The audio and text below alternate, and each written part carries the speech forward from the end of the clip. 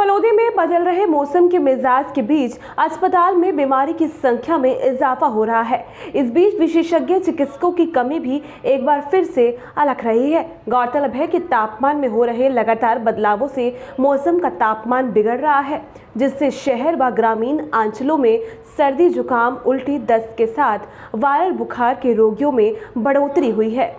इस महीने की शुरुआत में डेंगू के रोगियों में इजाफा हुआ था, जिससे आमजन सेहत को लेकर चिंता भी बढ़ गई थी। बदल रहे मौसम के बीच हर दिन 1300 रोगी अस्पताल पहुंच रहे हैं, जिनके उपचार के लिए चिकित्सकों की ओर से मशक्कत की जा रही है। गौरतलब है कि जिला अस्पताल गठन के बाद अस्पताल में बीमारों की तादाद 500 से बढ़कर 1300 तक पहुंच गई है, लेकिन अस्पताल में चिकित्सकों की संख्या में बढ़ोतरी नहीं हुई है, बल्कि जिला अस्पताल के बाद यहां से विशेषज्ञ चिकित्सकों का स्थानांतरण जरूर हुआ है। हालात यह है कि प्रतिदिन अस्पताल में 1300 की ओपीडी आ रही है, लेकिन अस्पताल में फिजिशियन, सर्जन, एनेस्थीसिया जैसे चिकित्सक ही नहीं हैं। विशेषज्ञों की माने तो फलोदी में जिस तरह से मौसमी बीमारियां बढ़ रही हैं, वह स्वस्थ जीवन के लिए अच्छा नहीं है। शहर में फोगिंग की जानी चाहिए और साफ सफाई का भी पूरा ध्यान रखना चाहिए। आहार विहार पूरी तरह से नियंत्रित रखने की जरूरत है। सरकारी घोषणाओं की सरकार है, जिला अस्पताल घोषित कर दिया, परंतु इसके अंदर जितने भी कार्मिक होने चाहिए, डॉक्टर्स होने चाहिए, मेडिकल कर्मी होने चाहिए और अन्य कर्मचारी होने चाहिए, वो उसमें 1/3 भी नहीं है। ऐसी परिस्थिति में ये जिला अस्पताल कैसे चलेगा? यूँ समझ लीजिए कि अस्पताल स्वयं बीमार है। हमने हमारे आदरणीय देश के जल शक्ति मंत्री गजेंद्र सिंह जी शेखावत साहब ने CT स्कैन जो 1.5 करोड़ की है वो भी दी। मैंने भी जितने भी इंस्ट्रूमेंट है, वो जांच के इंस्ट्रूमेंट या अन्य इंस्ट्रूमेंट, जब कभी भी हॉस्पिटल ने चाहा कि ये चीज़ हमें उपलब्ध कराइए, हमारे मन में रहती है तो हॉस्पिटल को दिया हुआ हर पैसा आम जन के काम आएगा और उनकी सुविधाओं के लिए, उनके सेहत के लिए काम आएगा। परंतु उनका भी उपयोग, क्योंकि यहाँ पर टेक्नीशियन नहीं है, अगर सर्जन हैं तो एनेस्थीसियन नहीं है। जब एनेस्थीसियन नहीं है, जब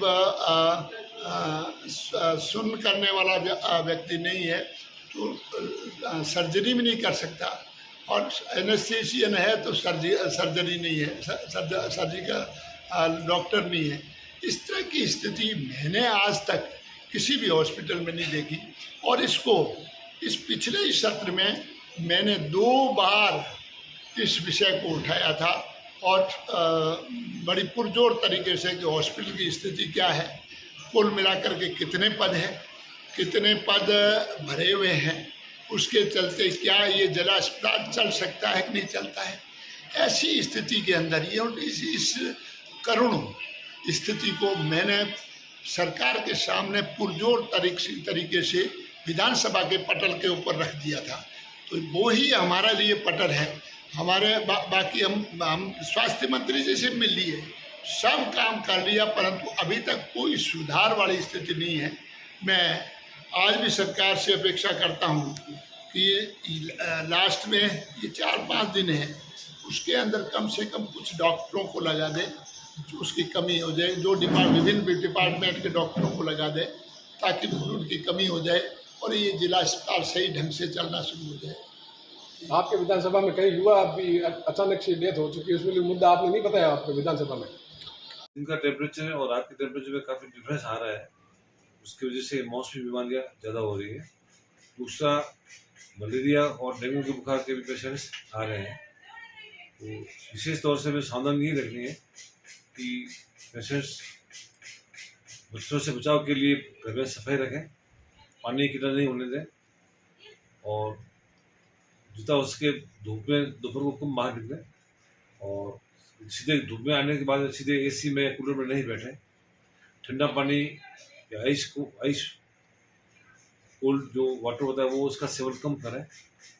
और किसी भी भाई को पेशेंट को, रिश्तेदार को खांसी हो रही हो, उससे थोड़ा दूर रखें, दूरी बना के रखें।